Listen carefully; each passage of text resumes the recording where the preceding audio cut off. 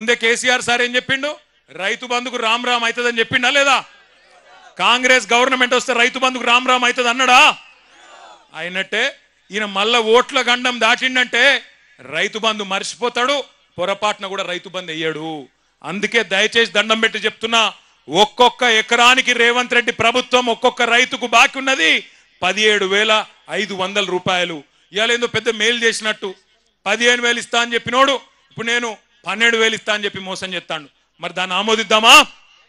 15,000 కాదు 12,000 సరిపోతుందా? 15,000 ఇస్తానని చెప్పి ఓట్లు వేయించుకున్నాడు 12,000 చేస్తే మోసం కాదా? చీటింగ్ కేసు పెట్టద్దా? ఇప్పుడు నరేంద్ర అన్ననేమో జైలుకు పోయా 40 రోజులు. కానీ ఒకటి యాది పెట్టుకోండి, నరేంద్ర అన్ననేమో జైలుకు పోయింది రైతుల కోసం, రైతుల భూములు కాపాడేందుకోసం, గిరిజన బిడ్డల కోసం, దళిత బిడ్డల కోసం, బీసీ బిడ్డల కోసం, మీ భూముల కోసం.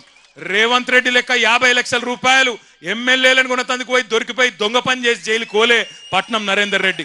అందుకే నేను చెప్తున్నా, రేవంత్ రెడ్డి నీకు దమ్ముంటే, నీకు నిజంగానే సత్తా ఉంటే, నేను చెప్పిన మాటలు నిజం కాదు అని నువ్వు అనుకుంటే రాజీనామా చేసి కొడంగల్కు రా. మా పట్నం నరేందర్ రెడ్డి మా అభ్యర్థిగా వస్తాడు. ఎవరు గెలుస్తారో కొడంగల్ ప్రజలే తీర్పిస్తారో అనే మాట నేను విజ్ఞప్తి చేస్తా ఉన్నా. మీ అందరితో నేను ఇంకొక ప్రార్థన కూడా చేస్తున్నా. ఇక్కడికి వచ్చేటప్పుడు కంది రైతులు కొంతమంది కలిసిండ్రు. అన్నా, కేసీఆర్ సార్ ఉన్నప్పుడు కందులు ఎప్పటికప్పుడు కొంటుండే, మరి ఇప్పుడు మా జిల్లాల ఈ రోజు వరకు 4-5 కూడా పెట్టలే కందుల కొనుగోలు కేంద్రాలు. అందులో కూడా మళ్ళీ రేషన్ పెడుతున్నారు, 3 క్వింటాల్లే కొంటామంటున్నారు. చాలా తప్పన్నా చెప్పన్నా రైతులకు అన్నాడు. మరి మన కంది రైతులకు కూడా నేను విజ్ఞప్తి చేస్తా ఉన్నా.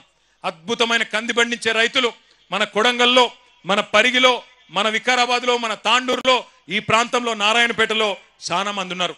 మీరందరూ ఆలోచన చేయాలా. మనని ఇలా తొండలు గుడ్లు పెట్టని భూములను అవమానం చేస్తున్న ముఖ్యమంత్రి మనకు అవసరమా? ఆలోచన చేయండి.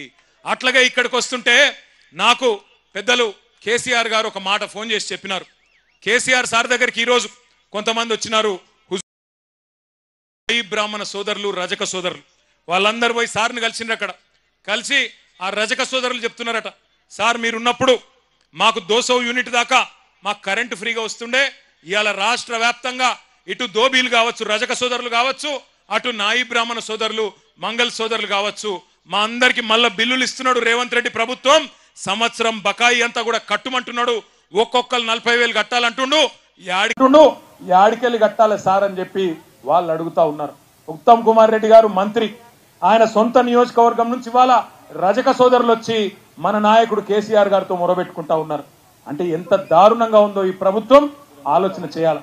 నేను అసెంబ్లీలో కూడా అడిగిన రేవంత్ రెడ్డి గారిని, అయ్యా రేవంత్ రెడ్డి గారు నువ్వు పెద్ద పెద్ద మాటలు మాట్లాడుతున్నావు, రుణమాఫీ అయిపోయింది అంటున్నావు, నేను అద్భుతాలు చేసినా అంటున్నావు, ఏ ఊరికి పోదామో పోదాం పా అని అడిగిన.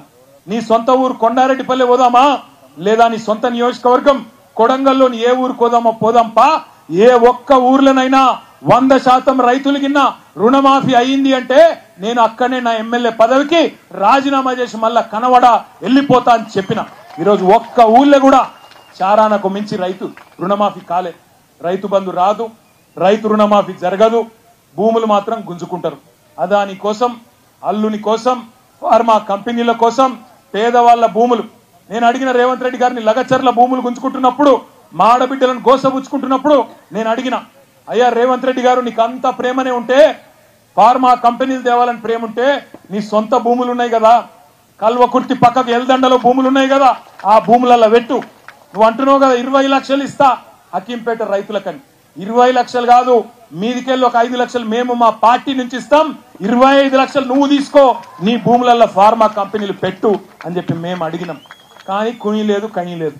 ఇవాళ అదాని కోసం, అనుముల అన్నదమ్ముల కోసం ఇష్టం వచ్చినట్టు కొడంగల్ను వాడుకుంటా, ఇక్కడ ఆడుకుంటా అంటే ఇది నీ అయ్య జాగీరు కాదు, నీ తాత జాగీరు కాదు, గుర్తుపెట్టుకో రేవంత్ రెడ్డి అని చెప్పి హెచ్చరిస్తా ఉన్నాం.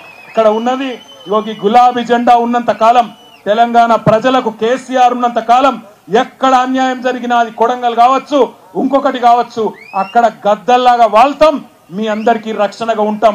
ఎక్కడ ఎవడెవడు ఇలా కొడంగల్లో మా నాయకుల మీద కేసులు పెడతా ఉన్నారు. నిన్న రాత్రి ఈ మీటింగ్ కు రాకుండా ఉండేందుకు రైతు సోదరులు ఎక్కడికక్కడ కాంగ్రెస్ వాళ్ళు చికెన్ దావత్లు పెట్టిరాడు. చికెన్ దావత్ పెడితే మంచిగా తినూరి. రేపు మళ్ళా ఎలక్షన్లప్పుడు కూడా దావత్తులు అవి ఇవి మస్తుంటాయి. ఇక కొడంగల్ కదా, పైసలకేం తక్కువ ఉంటుంది. ఇక ఆడ ఈడ చంపుతున్న పైసలు ఉన్నాయి మస్తుగా రేవంత్ రెడ్డి కాడ. పైసలు ఇస్తే బరాబర్ తీసుకోండి, నేను అద్దంటలేను. కానీ ఓటు ఎవరికేయాలి? ఏ గుర్తు వినబడతలేదు? ఏ గుర్తు? వస్తున్నాయట జల్దీ జెడ్పీటీసీ ఎంపీటీసీ ఎలక్షన్లు వస్తున్నాయట. ఏ గుర్తు? ఎవరు కావాలి ముఖ్యమంత్రి? మళ్ళా ఎవరు? కేసీఆరేనా? గట్టిగా ఒకసారి జై కేసీఆర్, జై తెలంగాణ.